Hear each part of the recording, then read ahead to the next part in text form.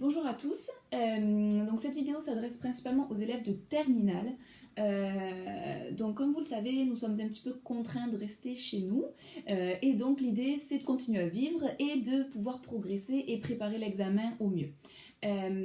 Donc comment ça va se passer? Je vais vous mettre en ligne via mon drive des fiches d'activité. On va continuer à travailler comme nous étions en train de le faire au lycée en présentiel.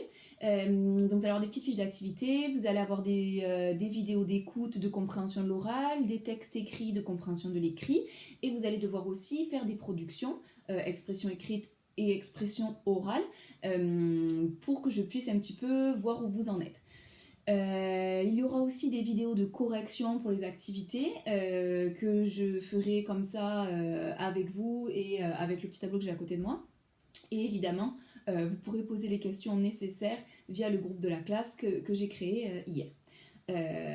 Donc, première chose importante, j'ai pris une décision par rapport donc aux expressions orales, qui est de ne vous évaluer, ne vous interroger que sur les 3 premières notions que nous aurons vues en classe. C'est-à-dire que la dernière notion que nous avions à peine attaquée va rester sur le côté, on va en parler. Je vais vous donner des petits tips, etc. parce que vous pouvez tomber sur un sujet de Myth and Heroes au bac, mais quand vous allez venir piocher votre notion à l'oral, cette notion n'y sera pas.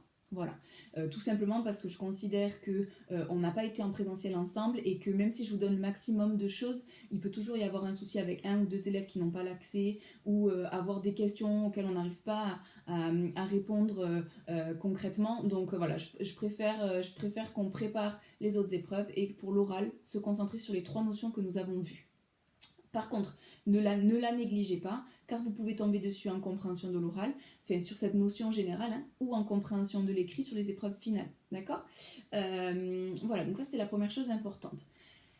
Ensuite, comment ça va se passer? On va d'abord travailler sur la compréhension de l'oral, parce que c'est la première épreuve que vous allez avoir, d'accord? En termes de timing, jusqu'à la fin de l'année.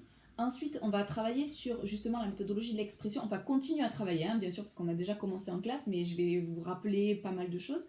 Et donc, au niveau de l'expression orale, je vais vous demander de pouvoir me donner des brouillons de vos plans, de ce que vous comptez dire, et ensuite peut-être même des enregistrements. Je vais pouvoir vous conseiller sur ce qui va pas et ce qu'il faut changer. Ensuite et enfin, au final, on travaillera sur la compréhension de l'écrit et l'expression écrite, qui est l'épreuve finale du baccalauréat. Donc voilà, on va essayer de balayer les 5 mêmes activités langagières et de pouvoir préparer les examens au mieux. J'espère avoir été assez claire, je reviens vers vous très rapidement.